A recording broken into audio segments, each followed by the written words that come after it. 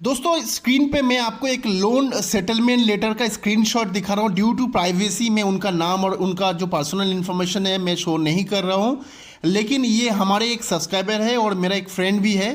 तो इनका आप देख सकते हो लगभग 9 लाख का आउटस्टैंडिंग था, जो कि 2 लाख में सेटलमेंट हुआ है। और दोस्तों इसको अगर आप कैलकुलेशन करोगे तो 20 से 22% के अंदर अंदर इनका लोन सेटलमेंट हुआ है। अब सवाल ये आता है कि इनको इतना कम में मतलब 20% में सेटलमेंट कैसे मिल गया। अगर आप भी जानना चाहते हो कि आपका भी लोन या फिर क्रेडिट कार्ड जो कि एनपीए हो चुका है, आपसे दिया नहीं जा रहा है उनका पेमेंट, तो अगर आप भी सेटलमेंट करना चाहते हो तो फ्यूचर में तो आपको भी क्या ये 20% या फिर उससे कम में मिल सकता है, और अगर मिल सकता है तो आपको उसके लिए क्या करना होगा। और साथ ही साथ दोस्तों इनको कैसे मिल गया 20%, इनके साथ क्या हुआ था और कैसे कितना टाइम लगा, सारा इन्फॉर्मेशन मैं इस वीडियो में देने वाला हूं। वीडियो देखने के बाद आपको इस बारे में पूरा इन्फॉर्मेशन मिल जाएगा। दोस्तों मैं हूं हसन, आप देख रहे हैं यूनिटी नो। वीडियो में आगे जाने से पहले रिक्वेस्ट है, चैनल में ऐसे ही वीडियो आगे देखना चाहते हो तो चैनल को जरूर सब्सक्राइब कर लीजिएगा, और वीडियो का कंटेंट अगर अच्छा लगता है तो एक बार जो है लाइक बटन को जरूर प्रेस करिए, इससे मुझे काफ़ी मोटिवेशन मिलता है। तो चलिए दोस्तों बात करते हैं मेन टॉपिक के ऊपर। देखिए दोस्तों सबसे पहले जान लीजिए सेटलमेंट जो होता है वो कहीं ना कहीं जो है बैंक या फिर फाइनेंस कंपनी का लॉस होता है।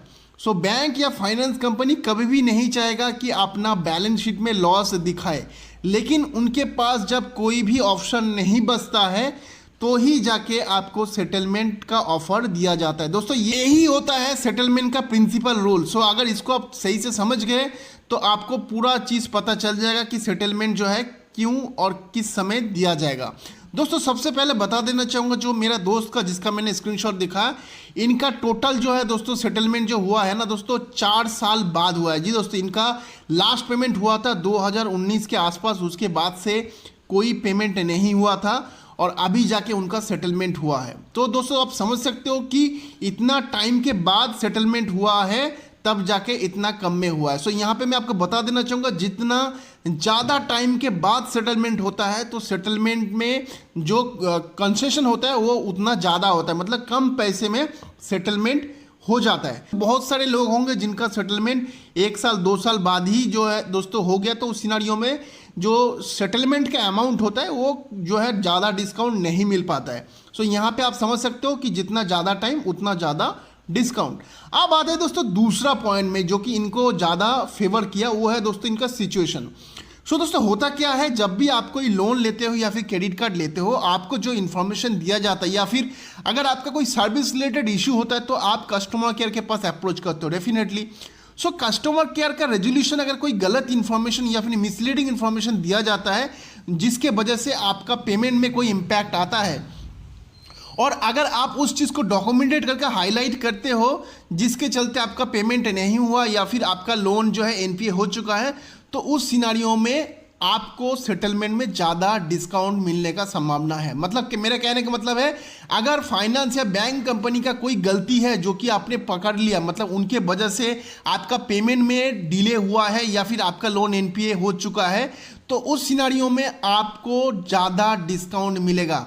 जी दोस्तों क्यों कह रहा हूं, क्योंकि इनका जो हुआ था, इनको मॉनिटोरियम या फिर लोन रिस्ट्रक्चरिंग दोनों में से कुछ नहीं दिया गया था जब एलिजिबिलिटी था, मतलब लॉकडाउन के समय में जो गवर्नमेंट की तरफ से बोला गया था, लेकिन इनको नहीं दिया गया था, ना कि इनको रिप्लाई भी नहीं किया था मेल में, जो कि इनके पास पूरा डॉक्यूमेंटेशन था, और जिसके बाद इनका लोन जो है एनपीए हो गया। तो यहाँ पे बैंक का गलती था कि बैंक ने कोई भी कम्युनिकेशन नहीं दिया था कि आपको ये मॉनिटोरियम दिया जाएगा कि नहीं दिया जाएगा या फिर लोन रिस्ट्रक्चरिंग मिलेगा कि नहीं मिलेगा, तो जिसके चलते इनका पेमेंट ड्यू होकर फिर बाद में एनपीए हो गया था। ऐसे ही अगर आपके साथ भी कोई मिसकम्युनिकेशन या फिर मिसलीडिंग इन्फॉर्मेशन दिया गया, उसको आप डॉक्यूमेंटेड करके रखो, चाहे कोई ईमेल में हो, चाहे कॉल का रिकॉर्डिंग हो या ऐसा कोई स्क्रीनशॉट हो, वो आप एज ए एविडेंस रख दीजिए जो कि फ्यूचर में काम आएगा।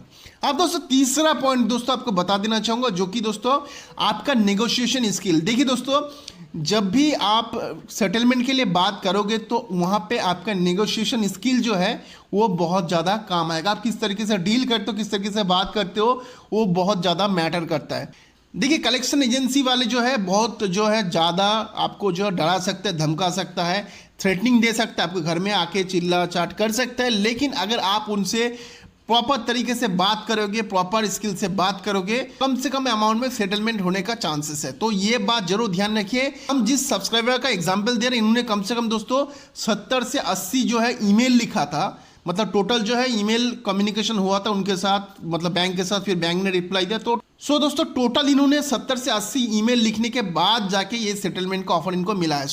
आपके पास हो सकता है कॉल आए बार बार, आप भी बार बार उनके साथ नेगोशिएट करिए, और जितना अच्छे से आप नेगोशिएट कर पाओगे उतना ज़्यादा आपको डिस्काउंट मिल सकता है। अब दोस्तों बता देना चाहूँगा, जो नेक्स्ट पॉइंट ध्यान रखना है वो है आपका जो है फिनेंशियल सिचुएशन। देखिए दोस्तों, अगर आप जानबूझ के पैसा नहीं दे रहे हो, आपके पास पैसा है, तो उस सिनारियो में आपको ज़्यादा डिस्काउंट नहीं मिलेगा। लेकिन अगर आपका जेन्युइन इशू है ड्यू टू आपका जॉब लॉस या फिर कोई मेडिकल इमरजेंसी है, और अगर आपने वो चीज़ प्रूफ दिखा दिया कि आपका सैलरी स्लिप वगैरह या फिर लास्ट का सैलरी क्रेडिट हुआ था, बैंक स्टेटमेंट या फिर कोई मेडिकल का डॉक्यूमेंट है, तो उस सिनारियो में बैंक या फिर फाइनेंस कंपनी को पता चल जाता है कि हाँ, ये जो बंदा जो बोल रहा है वो सही बोल रहा है, मतलब बाकी में ही इनके पास जो है फिनेंशियल इशू है, जिसके चलते ये जो है पेमेंट नहीं कर पा रहे हैं।